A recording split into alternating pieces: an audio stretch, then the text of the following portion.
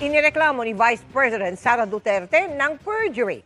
Si Ramil Madriaga ang nagpapakilala o nagpakilalang dati niyang security aide at inutusan umanong maghatid ng pera sa ilang personalidad. Ang git ng bise, hindi nagtrabaho si Ito, atinan mo inutusan daw si Madriaga maghatid sa mga personalidad. Anong ebidensya meron si Madriaga? May picture ba siya?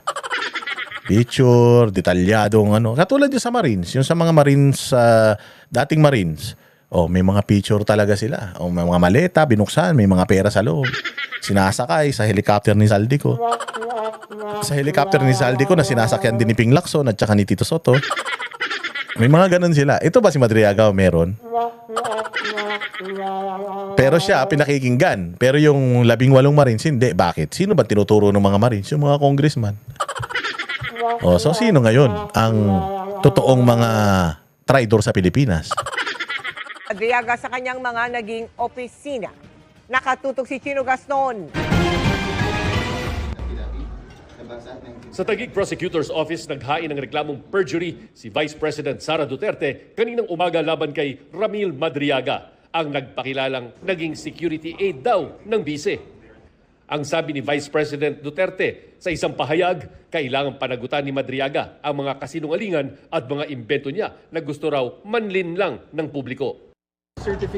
Actually, noon pa naman natin sinasabi kasi ito kay VP na wag kang pabayaan. Kasi pag pinapabayaan mo yung mga yan, mamimiha sa mga yan. Gawin mo yung mga taktika na ginagawa ni Trillanes na demanda kung kani-kanino. Gawin mo para abalahin mo rin sila. Inaabala ka nila tapos pinababayaan mo lang. So ito magandang This is a working development. Ibig sabihin si Inday Sara is ready na talaga siya na mahipagbakbakan sa mga buwakan ng ina nito. So Inday Sara is not gonna take this sitting down. So lahat ngayon ng mga nagkakalat na mga peking balita sa kanya, kakanain niya na ngayon. Tama lang naman yan, Madam Inday. Alam ko naman na sabi nga nila kapag ikaw ay nasa public office, hindi ka dapat balat sibuyas. Pero ginagawa naman nila sa amin. 'Di ba? Ginagawa nila sa amin, paulit-ulit nilang ginagawa sa amin kahit dismiss yung mga kaso, motion for motion reconsideration, mga ulol na 'yan. Ano mo lang, sige, gawin mo na rin para abalahan kayo. Tama yung ginagawa mo na 'yan. It's a good sign na si Inday Sara palaban na siya. Dadalhin niya na lahat sa legal na paraan. Tama yan. Huwag ka na masyadong magsalita sa media. Kanain mo ng kanain para magtanda itong mga hayop na ito. From the ASPG, formerly the VPSPG, we have a certification from the Department of Education, and we also have a certification from the Davao City local government attesting that there has never been any Ramil Madriaga that was employed or otherwise connected with those offices. So, doon pa lang basag na yung storya ni Madriaga because in his affidavit, kung mapapansin nyo, he needs those connections with these offices for his allegations to be credible, for him to be in a position to say transport cash upon allegedly VP's instructions. Kailangan niyang PSG siya, VPSPG siya, pero ang ebidensya malinaw, hindi totoo. Hawak daw nilang ebidensya laban kay Madriaga ang mga affidavit ng mga dating security officer ni Duterte na nagsabing di nila kilala si Madriaga at Ganda ni Inday, no? Mantakin mo, lahat ng congressman, binabanatan to si Inday, pero tinignan mo si Inday, putang ina, papangit sila ng papangit. Si Inday, paganda ng paganda. Ansaklap, bes. Ansaklap. imposibleng naging bahagi ito ng security group nila. November 2025, ginawa ang affidavit ni Madriaga. Isinumitin niya ito sa ombudsman at naging bahagi ng ebidensya laban kay Duterte sa impeachment complaint noong 2025. Sa dalawang impeachment complaint na idineklarang sufficient in substance ng House Committee on Justice ngayon, kasama rin ang affidavit ni Madriaga bilang ebidensya. Dito, sinabi niyang naghatid siya ng pera sa iba't ibang tao sa utos ni Vice President Duterte. Noong December 2022, inutusan daw siya ni nooy VPSPG Commander Colonel Raymond Lachica na ihatid sa ilang lugar at individual ang mga duffel bag na may laman daw ng 30 hanggang 35 million pesos kada bag.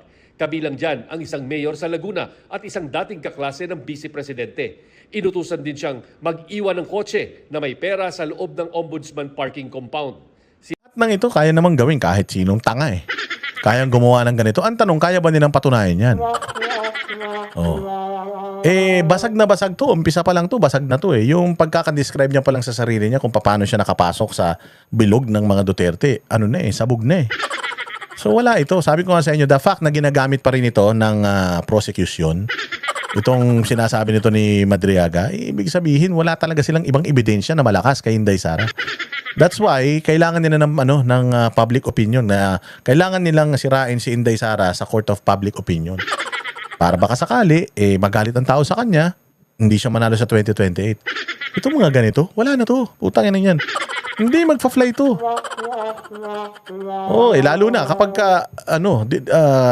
inano ng korte to. Nakita ng korte na talagang nagsisinungaling yun. Ano pang gagamitin nyo dyan sa impeachment? Ilan na nga lang yung grounds for impeachment ninyo, nalalagas pa.